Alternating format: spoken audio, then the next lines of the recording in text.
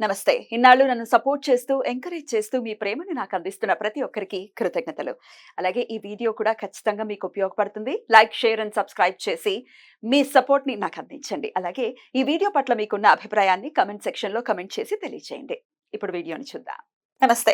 Welcome to our channel. నేను పద్మిని. ప్రస్తుతంతో పాటు ప్రముఖ ఆధ్యాత్మికవేత్త, వాస్తు జ్యోతిష పండితులు, లలిత ఉపాసకులు, వాస్తు జ్యోతిష శిక్షణ నిపుణులు బ్రహ్మశ్రీ నానాజీ పట్నాయక్ గారు మనతో పాటు ఉన్నారు. మాట్లాడదాం. సార్ నమస్తే సార్. శ్రీమాత్రే నమః. సార్, జూన్ మాసం వచ్చేస్తోంది. మరి ఈ జూన్ మాసం 2024వ సంవత్సరంలో మరి ఈ జూన్ మాసం రాశి ఫలాలు జనరల్ గా వింటూనే ఉంటాము. అయితే అందరికీ కావాల్సింది మనీ. Yeah. ఆబ్వియస్ గా మనీ కి సంబంధించిన అబండెన్స్ కావాలి, సమృద్ధిగా మా దగ్గర మనీ ఉండాలంటే ఏం చేయాలి అని ఖచ్చితంగా అందరూ అడుగుతూ ఉంటారు. Yeah. కాబట్టి ప్రత్యేకంగా ఫైనాన్షియల్ గ్రోత్ ఈ జూన్ మాసంలో ద్వాదశ రాశుల వాళ్ళకి పెరగాలంటే ద్వాదశ రాశుల వాళ్ళు కూడా ఏం చేయాల్సి ఉంటుంది సార్? తప్పకుండా ఒక్కొక్క లగ్నం నుంచి చెప్తాను. అది రాశికి తీసుకోవచ్చు, లగ్నానికి లగ్నంకి. తీసుకోవచ్చు. ఫస్ట్ మేషం కనుక చూసుకుంటే, మేష లగ్నం వాళ్ళు శని భగవానుడి దగ్గర దీపారాధన చేసి కాలభైరవ అష్టకం చదువుకున్నా లేదా నల్లటి గోవుకి ఏదైనా బెల్లం తినిపించినా ఖచ్చితంగా ఫైనాన్షియల్ గ్రోత్ పెరుగుతుంది. ఇక వృషభ లగ్నం వాళ్ళు కనుక చూసుకుంటే కుజగ్రహం దగ్గర దీపారాధన చేస్తూ ఆంజనేయ స్వామి ఆలయానికి వెళ్ళి చూడండి, జూన్ మాసంలో ఫైనాన్షియల్ గ్రోత్ ఖచ్చితంగా పెరుగుతుంది. అంటే ప్రతిరోజునా మీ ఉద్దేశం? ప్రతిరోజు లేదా మంగళవారం ప్రతిరోజు చేస్తే ఇంకా ఖచ్చితంగా పెరుగుతుంది. మేషం వాళ్ళు సార్? మేషం వాళ్ళేమో ఆంజనేయ స్వామి ఆలయం మ్మ్. And Kalabhairava Ashtakam hmm. And శని భగవానుడి దీపం. దీపం. వృషభం వారేమో అంటే ఇప్పుడు ఈ జూన్ మాసంలో ఉన్న దీన్ని బట్టి చెప్తున్నా, అవును. వృషభ రాశి వారేమో కుజగ్రహం దగ్గర దీపారాధన చేయాలి. మిథునం వారు గనక చూసుకుంటే గనక వీరికి మాత్రం రెండో అధిపతి చంద్రుడు అయిపోతాడు, మారిపోతూ ఉంటాడు ఎప్పటికప్పుడు రాసులు. అందుకని వీళ్ళు వీలైనంత మటుకు రాజరాజేశ్వరి అమ్మవారి ఆరాధన కానీ లేకపోతే శ్యామల దండకం కానీ చదువుకున్నట్లయితే కూడా వీళ్ళకి ఫైనాన్షియల్ గ్రోత్ చాలా బాగుంటుంది. ఇక కర్కాటకం. ఈ కర్కాటకం వారికి కనుక చూసుకుంటే స్కంద ఉపాసన జూన్, ఎందుకంటే 14వ తేదీకి మారుతాడు మళ్ళీ రవి, కాబట్టి స్కందోపాసన చేయాలి 14వ తేదీ వరకు. అండ్ కుజగ్రహానికి 14వ తేదీ వరకు దీపారాధన చేయాలి. 14వ తేదీ ఎప్పుడైతే దాటుతుందో దాని తర్వాత కూడా కుజుడికి చేసుకోవచ్చు, చేసుకోకూడదని కాదు. కాకపోతే అక్కడ బుధుడు కుజుడు ఇద్దరికి కూడా చేసుకుంటూ ఉండాలి. అప్పుడు ఇంకా ఫైనాన్షియల్ గ్రోత్ చాలా బాగుంటుంది ఈ యొక్క వీరికి. అండ్ అదేవిధంగా సింహలగ్నం వారికి కనుక చూసుకున్నట్లయితే ఈ యొక్క జూన్ మాసంలో ప్రత్యేకంగా ఇక్కడ కూడా ఏమవుతుందంటే ధనాధిపతి అయినటువంటి ధనస్థానంలో కేతు ఉన్నాడు. ధనాధిపతి బుధుడు మనకి వృషభ మిథున రాశుల్లో తిరుగుతూ ఉంటాడు. 14వ తేదీ తర్వాత మిథునంలోకి వస్తాడు.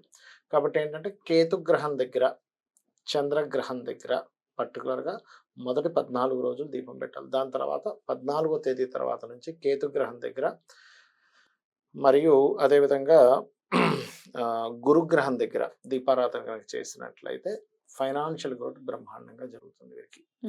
అయితే ఈ చేస్తూ పర్టికులర్గా గణపతి ఆరాధన ఎంత చేసుకుంటూ ఉంటే అంత ఫైనాన్షియల్ గ్రోత్ ఉంటుంది సింహలగ్నం వారికి.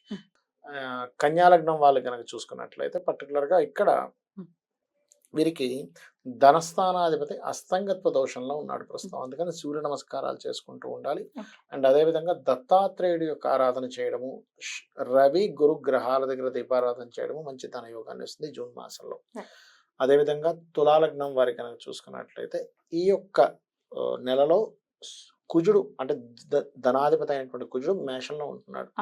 అందుకని చందనంతో చందన సేవ అంటారు, నరసింహస్వామి చందన సేవ చేసుకోవడము, లేకపోతే ఇంట్లో నరసింహస్వామి విగ్రహం ఉన్నట్లయితే కొంచెం గంధం కలిపిన నీటితో అభిషేకం చేయడం అనేటువంటి మంచి ఫలితాలు వస్తుంది. దీంతో పాటు వీళ్ళు ఎంత బుధ కుజ గ్రహాల దగ్గర దీపారాధన చేస్తూ విష్ణు సహస్రనామాలు, లక్ష్మీ కరావలంబ స్తోత్రం, లక్ష్మీ నరసింహస్వామి కరావలంబ స్తోత్రం చేసుకుంటే ఫైనాన్షియల్ గ్రోత్ పెరుగుతుంది. ఇదే జూన్ మాసంలో వృశ్చికం వారికి కనుక చూసుకున్నట్లయితే పర్టికులర్గా వీరికి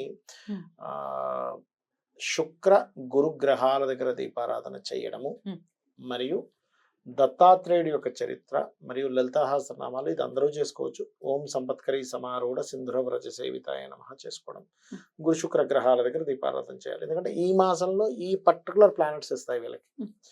అండ్ అదేవిధంగా ధనస్సు వారికి కనుక చూసుకున్నట్లయితే ఈ మాసంలో వీళ్ళు రాహువు గురు గ్రహాల దగ్గర దీపారాధన చేయాలి. అయితే ఇది ఈ ఒక్క మాసమే కాకుండా ఒక సంవత్సరం వరకు వీళ్ళకి రాహు గురు గ్రహాల దగ్గర ఎంత దీపారాధన చేస్తుంటే శని గ్రహం దగ్గర కూడా ఎంత దీపారాధన చేస్తుంటే అంత ఫైనాన్షియల్ గ్రోత్ ఉంటుంది. దీంతో పాటు పర్టికులర్గా ఏంటంటే వీరికి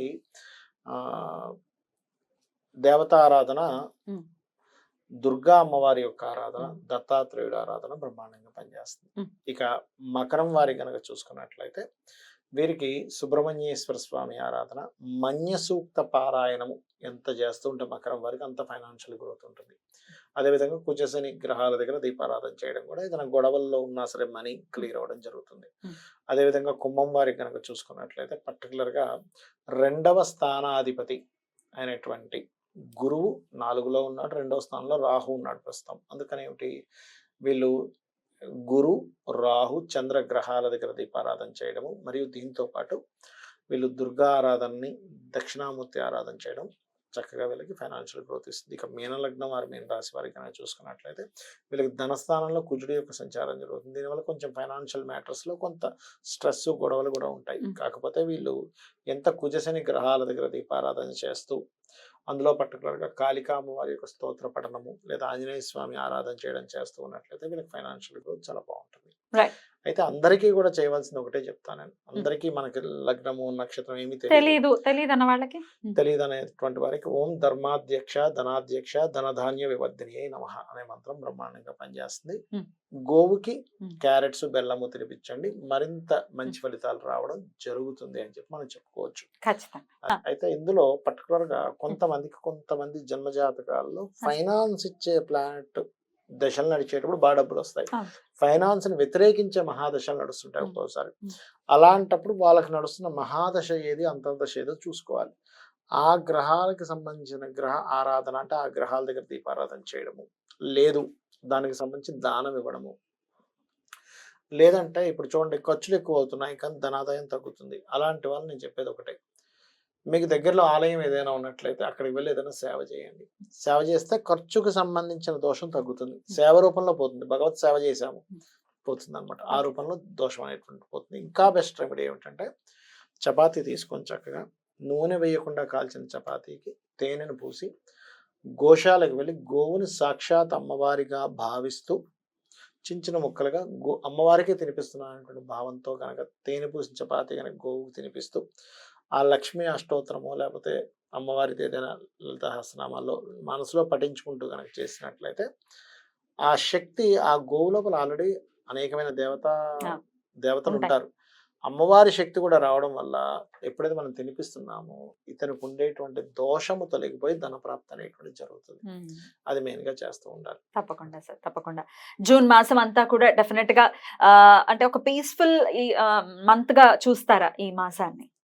అంటే అందరికీ కూడా ఎప్పుడు కూడా ఒకటే గుర్తుపెట్టుకోవాలి, అందరికీ అన్ని మాసాలు ఒకట్లా ఉండవు. రకరకాల ఆ వ్యక్తికి ధనయోగ దశ నడుస్తుంది, విపరీతం కలిసి వస్తుంది. ఇప్పుడు మన కోవిడ్ వచ్చింది, కొంతమంది పనులు లేవు అనుకుంటే కొంతమంది విపరీతంగా కలిసి వచ్చింది.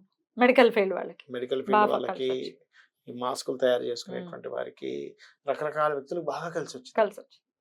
దాని ఏమంటాం, కొత్త యూట్యూబ్ ఛానల్స్ బాగా కలిసి వచ్చింది కోవిడ్ టైంలో, బాగా కలిసి వచ్చింది. అది మనం చేయలేము అది కొన్నిసార్లు. బట్ నేను చెప్పేది మాత్రం ఒకటే, ఏది ఎలా ఉన్నా ఒకటే అనుకోవాలి, ఈ విశ్వం మొత్తం అమ్మవారు, తన ఒళ్ళో నేను ఉన్నాను. చిన్నపిల్లవాడు అమ్మ ఒళ్ళో ఉన్నప్పుడు ఎంత సేఫ్ గా ఫీల్ అవుతాను, నేను ఎంత సేఫ్ గా ఉన్నాను ఫీల్ అవ్వాలి. తప్పకుండా. అంటే పెద్దగా భయపడాల్సిన పని కానీ, చిన్న పిల్లవాడు ఆలోచించినట్టే ఉంటది మనం భయపడడం అనేది.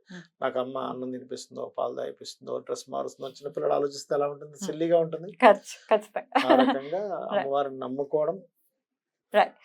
End of the day financial growth definite గా పరిహారాలు డెఫినెట్ గా పాటిస్తూ ఈ జూన్ మాసం అందరికీ కూడా చాలా పీస్ఫుల్ గానే వెళ్ళాలని మనస్ఫూర్తిగా కోరుకుంటూ thank you so very much sir. నమస్తే. శ్రీమాత్రే నమః.